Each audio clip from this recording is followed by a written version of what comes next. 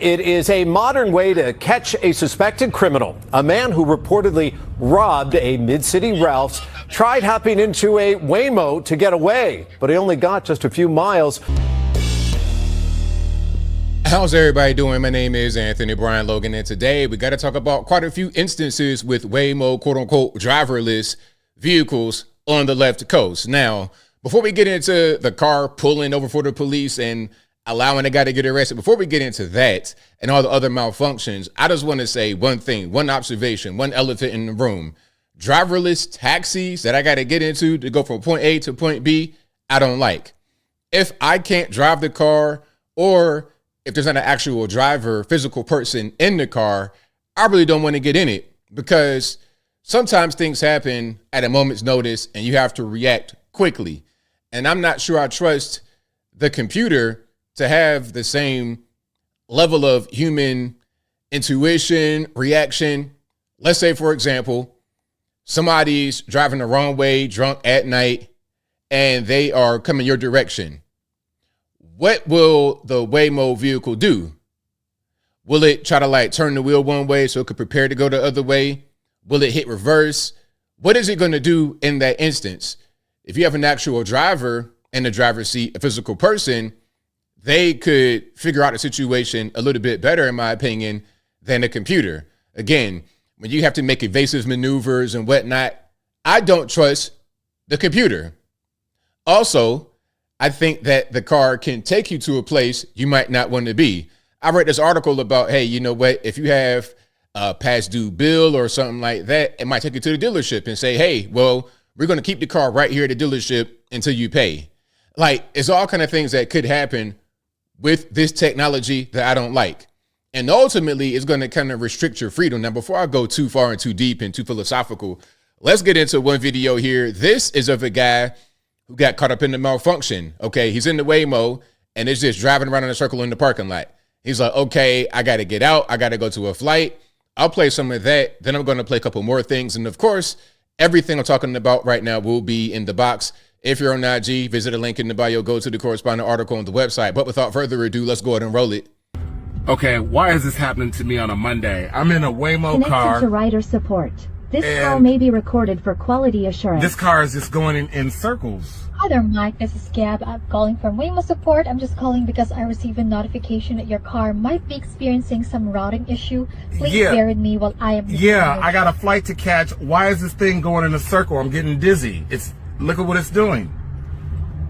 I understand. I'm really sorry, Mike. We're currently working with the situation of the vehicle. Is it circling around a parking lot, right? It's circling around a parking lot. I got my seatbelt on. I can't get out the car. Has this been hacked? What's going on? I feel like I'm in the movies.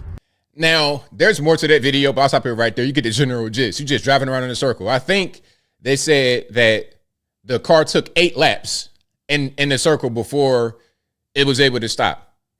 Now, something else I want to say right quick. Matter of fact, I'll let it play in the background without the sound. Something else I want to say right quick. How can the car be considered driverless if you have somebody on the other end who can take it over and drive it remotely? There's no physical driver in the driver's seat, obviously. Ain't no physical driver there, but there is someone who can drive it. Just not somebody inside the car, which to me, it doesn't make any sense. I should be able just to hop from behind the back seat and get in the driver's seat. But if I do that, am I considered to be in violation of the law? Is this carjacking? Am I what's happening here? I think we're kind of in the wild west of this driverless technology. And I don't know about y'all, but I don't want to be the guinea pig. I don't want to be the test subject to get everything worked out and all the bugs and kinks eliminated. I don't want to be that person. Now let's go to this one here. This is from the beginning. A guy tries to flee a robbery in the Waymo, and the Waymo pulls over because the police approach the vehicle. Check it out.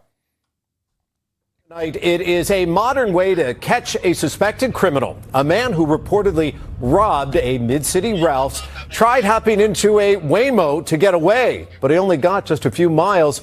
With the driverless car's built-in software, it quickly stopped to pull over once it picked up the lights and sirens of the LAPD. So how do y'all feel about that? Is that a good thing, bad thing? Because, I mean, this is a real robbery suspect, and the police are trying to find him. And if there was a driver in the front seat, a physical human being in the front seat, and then they pop the lights, you got to pull over. Now, some are going to say, well, this restricts the person's choice. Maybe they might want to run. Maybe they might want to pull over at a certain other place.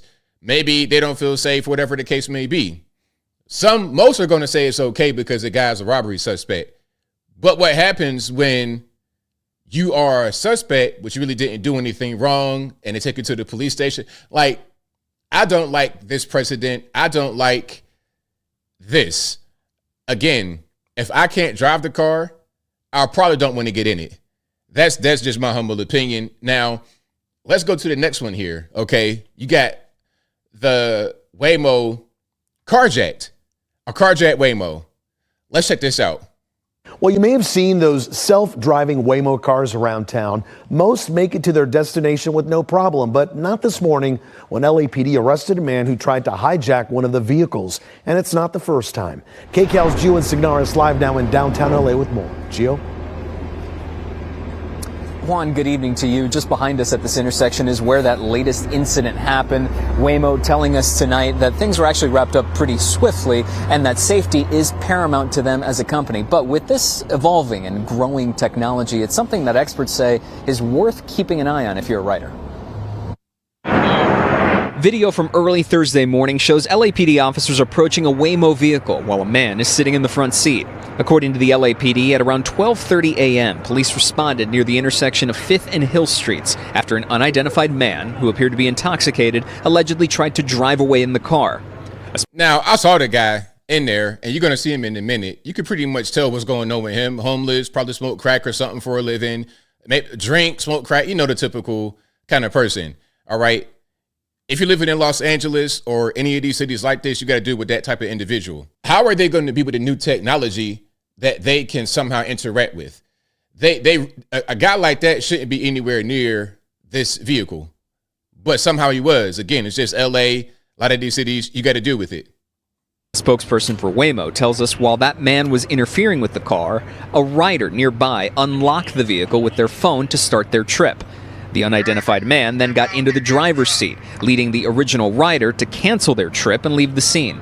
Waymo says at this point, the individual refused requests to leave the vehicle, resulting in the company calling police. There may be a lesson to be learned here that just like when you walk up to an ATM, you look around you a little bit. John Horst is a cybersecurity expert, and he argues that this evolving technology around self-driving vehicles is something users should have a healthy skepticism about.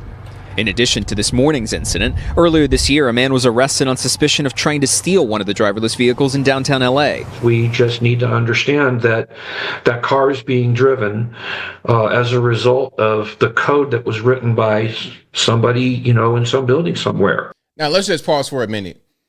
These cars are most certainly going to be targets of carjacking because they're on and there's nobody in it. Okay, let me just hop in that and go about my day. But since they're remote controlled, or they can be remote controlled, the person can't really get too far. It's like an advanced version of a bait car to a certain extent. But that's not what their purpose is. Their purpose is to be out there making money. But you got to do with these criminal people doing all kind of extra stuff. And on top of that, the technology itself is not really that good yet. Like we saw with the whole parking lot situation, just driving around in a circle and you can't stop it. So again, you're the guinea pig of this whole situation, from the mechanical abilities of the vehicle, navigational abilities of the vehicle, and the other things that are happening around it socially. And we have to understand that there are risks there and ask ourselves whether we're willing to assume those risks. In a statement tonight, Waymo saying, quote, over the 5 million fully autonomous trips Waymo has provided, there have only been a handful of instances in which a rider or another unauthorized individual entered the driver's seat in an attempt to operate it. Other examples of frightening situations include a mob surrounding a Waymo vehicle in San Francisco while it's being vandalized. In another, a passenger inside while someone is trying to rip off the door from the outside. Can you drive away? And while multiple safety outlets are in place by the company, experts suggest there are certain risks companies can't code for, meaning you can't really code for evasive maneuvers. You're in the middle of a riot situation. Okay, I'm putting the pedal to the metal. Pedal to the metal. We're going to go 120 miles an hour right out of this intersection because I don't want to have this dude tear my door off and then turn my face off. And I don't want to have these miscreants, these 17-year-old trust fund babies out here in San Francisco doing all kind of extra stuff to me, breathing all on my neck. I don't want that to happen, so I need to make an evasive maneuver, but the machine can't do that. It's something everyone should keep in mind. Now, somebody jumps in the driver's seat. The car can say, "Oh, nobody's supposed to be in the driver's seat. I'm turning myself off." But somebody jumps into the back seat next to you and holds you hostage. You can't code for that. Waymo added that their vehicles are, and quote, designed so that authorized individuals, or rather unauthorized individuals, cannot disengage the automated driving system and manually operate the vehicles. They also, but I might need to do that, because we just saw the guy got trapped in the car. I might need to hop in the driver's seat and operate it if the car malfunctions. Point out that their rider support system can get in touch with law enforcement if any situation warrants it. Yeah, I mean, I'm not a fan. It's kind of like, okay, well, look, you don't need guns because you can call the police. It's like, well, by the time the police get there, the job had already been done. I'm already pretty much on my back bleeding out. So I need to defend myself in that moment. I need to be able to drive that car in that moment when there's something dangerous going on. But as I close, I want to say this. If you enjoy the driverless vehicles, the fully autonomous, whatever they want to call them, if you enjoy it, hey, that's fine. If you like it, I love it. Me personally, I'm just not ready. I need to have an actual driver in the seat. And really, I want to drive the majority of the time whenever I can. If I can't, I want it to be an actual person right there. And you know what? I'm going to close with this. As I wrap it on up, put the bow on top. If I call an Uber Lyft and the dude in the front is looking like he smokes crack for a living, the car stinks, I'm good. I'm not getting in that car. So even though there's a driver in there, because he looks sketchy and dangerous, I'm not getting in the car with him. So why would I get in the vehicle with no driver? Just not for me. But I think I'll leave that right there for now. And what say you? What's your opinion about Waymo driverless vehicles in these few incidents where the car pulled over, where the homeless guy got in there, and then when it was just driving around in a circle, 8 laps in the parking lot, and the guy's like, yo, I got to get to my flight. What's happening? Whatever your thoughts are, let me know in the comments below. You guys know where I'm at. I'm not ready for that kind of technology. Let me stick to my V8 gas guzzler. I'm good. I'm good on that. I can drive it. I can do evasive maneuvers. If we got a deer in the road, I can stop or I can swerve. If we got a little kid, whatever it is, I can evade. If somebody's trying to break my door off and they're trying to carjack me, I'm able to get away from the scene and have full control over the car. That's what I want. But whatever your thoughts are, please let me know in the comments below. And that is all I got to say for this video. If you like what you heard, please comment, rate, share, and subscribe. Peace.